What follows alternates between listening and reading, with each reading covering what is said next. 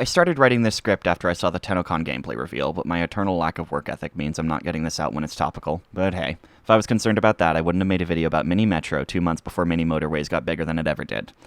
Warframe is a game about flipping around, casting space magic, and killing lots of dudes with big guns. It's sort of like an MMO third-person shooter, but it plays a bit more like an action RPG. You move really fast, and you shoot lots of guys real good. It's fun. I have a couple hours in it. Big deal. Go try it. It's free. I want to catch you up on stuff, to the point where you understand what the hell was going on in that trailer. There's more complete and less funny lore recaps than mine, but mine is obviously the best and most accurate. Obviously, this video will contain earth-shattering spoilers, but you knew that already. When you boot up the game, you wake up in a cool ninja suit on a busted spaceship. Some dude who's named after a weird internet fetish keeps harassing you about how you haven't paid your space parking ticket or something, so he puts a house arrest tracking device on your ankle, and you don't have the credits to pay the fine. Lotus calls a space Uber to pick you up, but Captain Vor isn't happy that the ship doesn't have any bottled water, and he gives the driver a 1-star review with a space laser. Luckily, your buddy Ordis knows where you are and scoots his way down to save you. Captain Vor works for the Grineer. The Grineer are your big evil empire-type bad guys. They're simple people who like big armor and bigger guns. A long, long time ago, there was a single ultra-badass guy who the Space Romans decided to use as the base for an entire army of cloned slaves. After the fall of the Space Roman Empire, the legions of cloned Grineer were obviously not super keen on being slaves anymore, so they rebelled, and now they're all slaves to the two crazy ladies that give them all their orders. The Grineer are all weird-looking because they still use the very same base guy for all of the clones all these years later, and the genetic wear has caused them to degenerate into weird chicken nugget people. Most Grineer have a hard time forming a sentence, and some of the Grineer language has had to adapt to their shitty potato person mouths. Their technology and ships are very round and bulbous, much like their faces, which gives them a standout aesthetic compared to a lot of the generic evil empires in other fiction. Back in the day, the Grineer were happy to pile around with the Corpus. Corpus love money, you see, and war is a great way to make it. The Corpus were happy to supply foreigner-killing weapons to the Grineer for a while and take all the cash for themselves, but the Corpus scientist Alad V took a step a little bit too far towards cache of Warframes, and the Grineer got pissy because using Orokin technology for modern war is something both parties agreed to be very, very naughty. Grineer aren't exactly the forgiving type, and this misstep would mark the end of friendly relations between the Grineer and the Corpus. The Corpus were founded by an Orokin peasant who got tired of all the wealth inequality in Orokin society and ran off to create his own libertarian utopia. Unfortunately, Parvos didn't realize that making your entire society based on a leaderboard would lead to an internal power struggle and create even more inequality, so everything kind of fell apart and fractured into all sorts of splinter groups. There's still a board of directors, but it's more like all the popular kids sitting around a big lunch table talking about how they're going to give Clemeth swirly in third period. The Corpus worship Prophet, and sometimes they worship the Void, and sometimes they're not religious at all. It's a little confusing, but the point is that they're assholes. To the Corpus, idleness is a sin and exploitation is worship. The Corpus are the source of most of the high-tech laser nonsense in the galaxy, and deploy many different kinds of robots to assist their ground troops in battle. Their ships and weapons tend to be very boxy and clean, with brightly colored glowing accents against white and gray base tones. As you go murdering thousands and thousands of Grineer and Corpus forces, you will encounter a lot of side quests on the way. On Earth, you find the Ostrons, a human civilization on Earth that's just managing to hold the Grineer off from the ruins of an old Orokin tower. You meet the Steel Meridian, a righteous rebel force that fights the Grineer from the inside. You meet the Solaris, a colony of debtors forced to sell their entire bodies and replace them with robotic parts so they can keep working. They give you a cool skateboard. You meet the Red Veil and learn the story of Rel, a young boy who met Cthulhu. You also meet Clem. Clem. Oh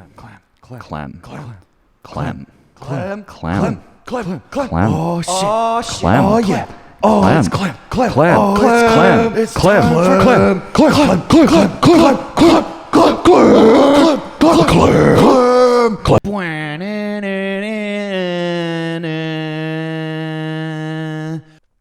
When you arrive on Uranus, something changes. You see a weird glowing guy who makes sounds you're not familiar with. It doesn't look like Grineer or Corpus. When you scan it, Lotus can't handle the absolutely gnarly vibes emanating from the new threat and ghosts you. Shortly after, you're contacted by Samurai Jack, who claims to know more about who the Lotus actually was. Seeing as most Warframes have no mouth, it's pretty hard to say no when he asks you to help unravel the Lotus's secret. Turns out the Grineer have tasked Teal'Ragor, the only smart one, to excavate an old Orokin ruin, and the Lotus informs you that doing so would be an apocalyptically bad idea. The Grineer, of course, do it anyway, because the Grineer do not care what the Lotus thinks is inadvisable. Surprise! It's Hunhao, the biggest bat around! Turns out that ruin held the last remaining sentient in existence, wouldn't you know it? The Sentients are a race of self-replicating robots the Orokin designed to terraform a new planet in order to escape their problems. It turns out shooting self-replicating robots into deep space and leaving them to simmer for a decade is a really really, really bad idea, and the robots come back with a vengeance. The Orokin try to fight back, but it's so hilariously one-sided that they don't have a chance. Sentients slurp up new technology and incorporate it into their being incredibly quickly, making all of the Orokin's weapons completely useless. It's pretty bad, and it's also the whole reason the system's in the state it's in the first place. Hunhao is like the Big Daddy sentient, and it's implied that he's sort of the center of the hive mind. Worse, he knows the Lotus, maybe a little too well. After a couple minutes of Hunhao dead-naming Lotus, which is super not cool, you rush back down to try and blow him the hell up. You learn that the Lotus is indeed a sentient, sent back to infiltrate the Orokin hierarchy before the big invasion. However, when the Lotus makes the journey through the void, she is rendered infertile, and that's a pretty big bummer. When she arrives, she meets the Tenno, weird kids with space powers that started cropping up after they shot children into hell, after what I can only assume was a drug-fueled night of bad ideas. Seeing the weird space kids and knowing she can never have her own, the Lotus decides that staying with the Orokin and looking after the kids sounds better than whatever the hell else she was going to do. So now Natah takes on the role of the Orokin scientist Margulis, the only one who could see the Tenno as anything other than monsters. Now she has what she always wanted, children of her own.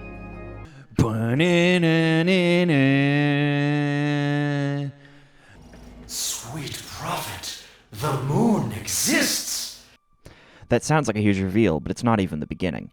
Hunhao has a plan to destroy the source of our power. He hires Sasuke to do his dirty work, seeing as he's a decaying husk at the moment, and seeks to find the reservoir hidden on the moon, which is no longer on this plane of existence. Alad V, of all people, rings you up to talk some shit about everyone who isn't him, and tell you about some sentient fragments on Uranus that might help you track down Hunhao, but using them as a two-way street, and Hunhao just doxed you. Now it's a mad dash to the secret moon to delete your nudes off the internet before Hunhao can post them to 8chan. Sasuke wants to collapse whatever mechanism is keeping the moon in the void, which will sort of squash the reservoir along with the entire moon. Lotus thwarts his plan with your help by pulling the moon back into the solar system, but that means Sasuke can just run up to the reservoir and gank it. Luckily, you get there first. When you get there, you find something, that's for sure. Wait, there's a kid in this thing? What the hell's going on here? Dream. Not of what you are, but of what you want to be.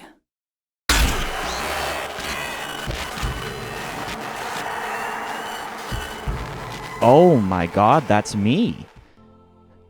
So, you remember those Tenno from a couple paragraphs ago? Those kids with weird psychic powers? Psych? That's been you the whole time. After the Tenno arrived back from their ill-advised space voyage that made all the adults go crazy, they couldn't really control all the void lasers coming out of their eyeballs, so they had to get put in these cryopods to stay almost sleeping so they could keep it all together. In order to fight and presumably do some other things, the Tenno sort of Skype their way into an empty Warframe and puppeteer it with void magic. It's kind of hard to explain how massive this reveal was in retrospect. Back in 2013, having an actual in-universe answer to whatever the hell a Warframe even was a huge deal. But enough recap, let's get back to the present. Seeing as the kid's been in forced hypersleep for hundreds of years, the old muscles aren't exactly working too well. You manage to reach your Warframe, but Sasuke catches up to you before you can escape. Seeing the Warframe carrying a child, Sasuke hesitates for the very first time. He's a bastard who does nothing but chase down Warframes and try to erase them from existence, but now he knows that in order to truly achieve his goal, he will have to murder this child, which he just can't. He lets you get away despite Hunhao's objections, and your Warframe limps away with you in its arms, fighting off waves of sentience as you run toward safety. Conveniently, there's a locked room at the back of your ship, and the Lotus put a surprise tool in there. But uh-oh, it's Sasuke! You make a mad dash for the back of the room to power the mysterious device on the other side, but are blown away from both the device and your Warframe. Hunhao taunts you as Sasuke stabs your Warframe with a big sentient sword. The moment before your death, something happens that made 14-year-old me lose his shit. Your Warframe moves on its own, and breaks the goddamn sword in half, sending Sasuke reeling and knocking you unconscious. You wake up to the Lotus, seeing her complete model for the first time in Warframe history. She puts the kid in the device at the back of the ship, and you finally have an actual conversation. This is the most impactful thing Warframe ever did with its story. Now you aren't just your Warframe. You are the Warframe and the Operator, working in tandem with one another.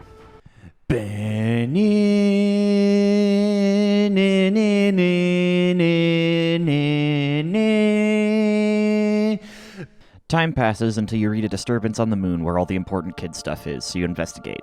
It turns out Space Dad was a double agent and he's been working for the Grineer Queens the whole time.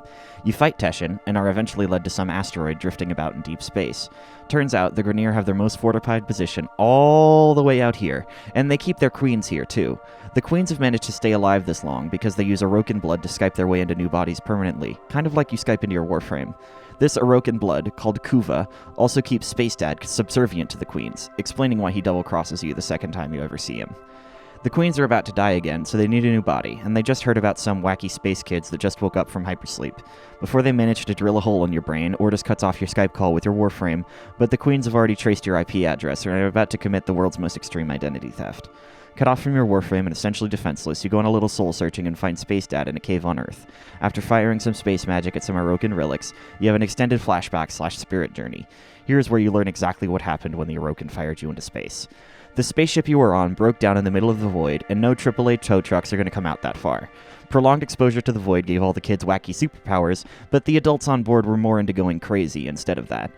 You were stranded in the middle of the void with a gang of murderous adults for several years, eventually killing off all of the adults and re-emerging into Orokin society as the wild space kids you know today. As you learn about this, you remember how to channel the void without the assistance of a Warframe, allowing you to separate from it completely and do combat as your kid. You use this newfound power to fight the Twin Queens, killing the older one in the process, and forever putting you on the younger one's shit list. The ramifications of this haven't quite come to pass yet, but it can't be anything good.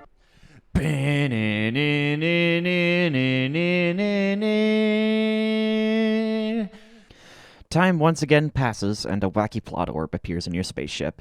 You decide to touch it because that's never gone wrong before, and are once again zapped into a flashback. It's here where you hear Ballas' voice for the first time. Ballas was a really big deal in Orokin society. His position was just below the 7 radical homies that control everything, and he was the man who invented Warframes in the first place. He's talking with Lotus about how she's mega fucked, and the 7 homies are going to kill her for the crime of spreading bad vibes. Eventually, you catch up with the Lotus and Ballas, and they're all having a nice conversation about the life they had before it all went to shit. That's all fine. Let's go... Oh... Okay... Oh, god damn it. Now Ordis is going to have to run the missions. I hate that guy. Maybe the helmet she left behind will give me some idea of where she went. When you touch it, you see a vision of a Warframe howling into the night. Ballas appears to talk some shit, and zaps the Warframe away with a sentient laser beam. Ordis thinks he can recreate the Warframe you saw in your vision, but equipping the suit turns out to be a bad idea. For whatever reason, this Warframe is totally autonomous, and can yank the kid right out of him. Umbra tries to kill you, but you manage to give him the old Vulcan mind meld trick before you can pull it off, and you get another one of DE's favorite narrative devices. This flashback has you in a hospital bed, playing a game of Go with Ballas. As you chase down Umbra more and more, you learn more about just how fucked this guy is. It turns out, the whole time, Warframes have been made by injecting demons into people's blood, and Ballas decided this guy was going to be the first guy to try it. You see, this guy was a super big deal Orokin military guy, but he caught Ballas leaking info to the Sentients. Rather than risk his own reputation, Ballas decides to kill this guy and everyone in his family, like a normal person would. So, you're sitting here in a hospital bed playing Chinese checkers with the bad guy as your will slowly drains away and you're forced to kill your own son. Very wholesome. Umbra is obviously driven by the painful memory of Ballas betraying him and forcing him to kill his own son. That rage fuels him now, even in the form of a Warframe, allowing Umbra to retain some kind of sentience. Understanding this, you transfer into him one last time and share the burden of knowing with him. And this time, you reach inside this ugly, broken thing and take its pain away. Now, as you share the pain with Umbra for the loss of his son and the loss of your mother, you both go face Ballas one last time, and you get to stab the motherfucker real good for all the shit he's caused. But killing him won't change anything. The Sentients are still out there, and they have the Lotus, now revealing her true form as Natah. There's a little more story to be told after that, but almost all of it is vague bullshit pointing towards questions we're probably going to be getting actual answers to once the new war finally starts after like 5 years of build-up. Warframe's story is a little convoluted, plagued by often inconsistent writing and weird retcons, but it shows what I personally think is DE's biggest strength: ambition. It would be easy to make safe bets on a game that's this volatile, but DE always makes the interesting choice over the safe one, and it shows. I'm really excited to start experiencing the new war, especially with all of the world building we've been getting for the other factions lately, and I wish the development team nothing but good omens as they continue to expand one of my favorite games on the market. Thank you all for sitting through the last 3,129 words, and I'll see you around sometime.